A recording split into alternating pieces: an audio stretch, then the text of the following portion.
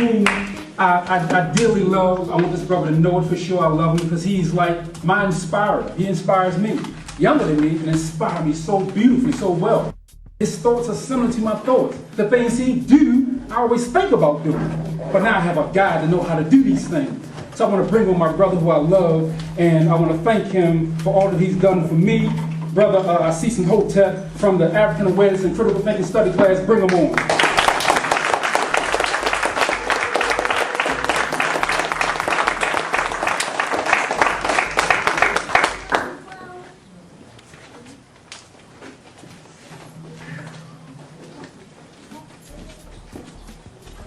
Before I get started, I would just like to first give thanks to the Creator, the Netta and the Netta-roos, our ancestors, and ourselves, because we are our ancestors.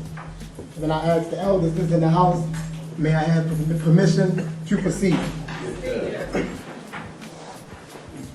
like to thank all y'all for coming out.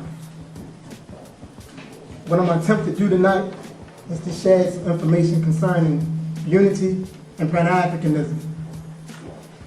In order to do that, I would have to speak about white supremacy briefly.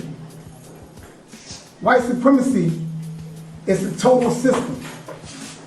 White supremacy is a survival instinct inherent in white folk.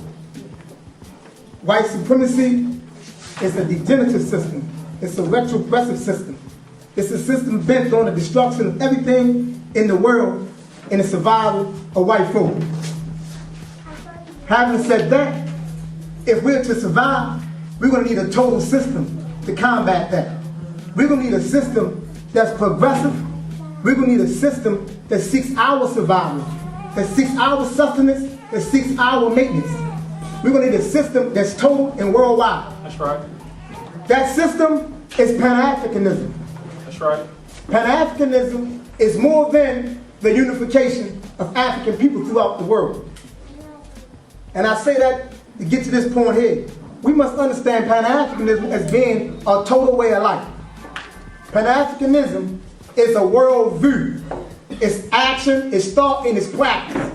And there are rules to go along with that so we can be in alignment with our worldwide thinking processes. Yes, we want to unify our people throughout the world, but we want to unify mentally, culturally, socially, psychologically, and philosophically. That's right. We have to come together on all those levels. Pan-Afrikanism is a social philosophy. Pan-Afrikanism is an economic philosophy. Pan-Afrikanism is a spiritual perspective. Pan-Afrikanism is a political ideology. It's all of those things. But the one thing it's not a reaction to white supremacy at all. Reactionary implies no thought went into it. Pan-Afrikanism has thought into it. It's consciousness. It was thought out. Way before the word was coined, we was demonstrating Pan-African in thought. Let's understand what we're dealing with. Pan-Africanism is still evolving. It's still developing. If we're going to move anywhere in this world, as a people, we must get creative, we must get inventive, and we must be innovative.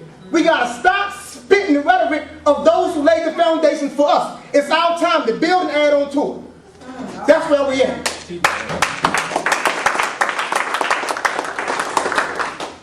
I've been developing a philosophy called Scientific Pan Afrikanism. Scientific solely to imply that Pan-Afrikanism is a science, because our ancestors was precise. They were precise, and we dealt with time. We dealt with order. We dealt with structure. We dealt with discipline. We have been conditioned away from that. So when we talk about it, we think that we don't need it. Study their ancestors. Study their ways. Look at the pyramid and tell me that's not precision.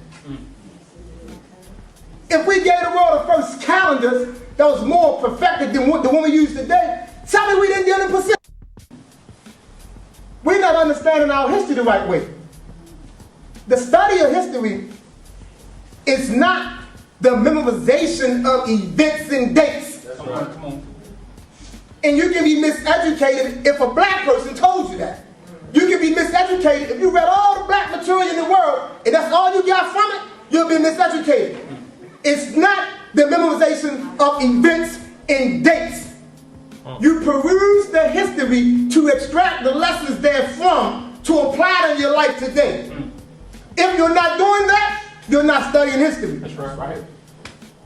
If you're not evolving on the basis of the principles that your ancestors stood for, you're not learning from history. Am I clear? Yes. We are in a time period that we must perfect behavior.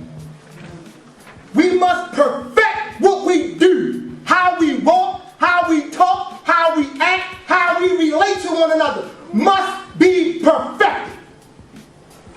And that's Pan-Afrikanism. It's our worldview. Pan-Afrikanism also implies Sankofa. So it implies Sankofa. With Pan-Afrikanism, we got to do a returning back to the source, back to the roots, to get that which naturally belongs to us. And in that return, we got to go past the thing that came after us and go back to us. We can't stop at Europe, and we can't stop at Asia. We got to go to the heart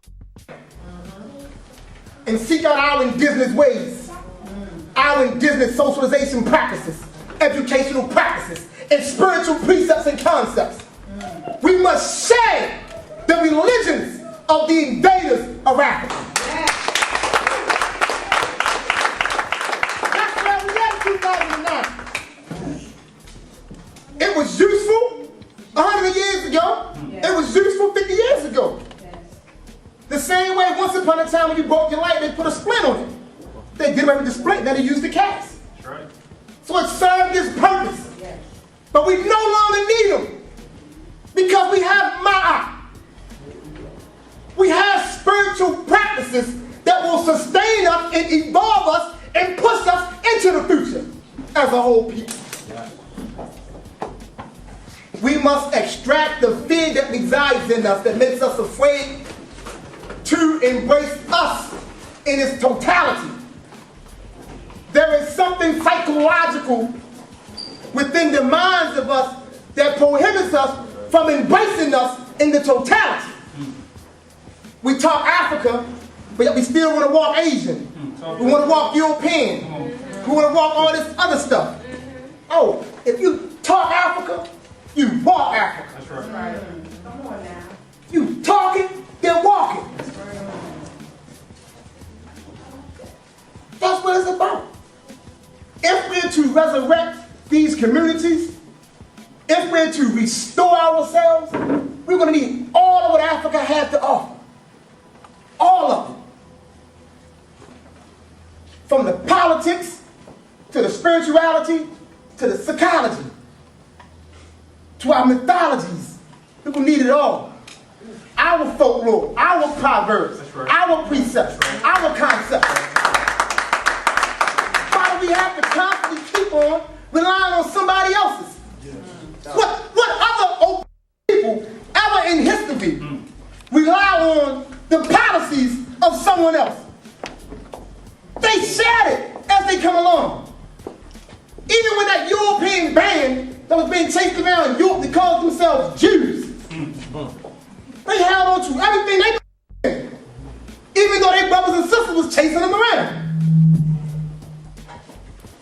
We must come unto ourselves.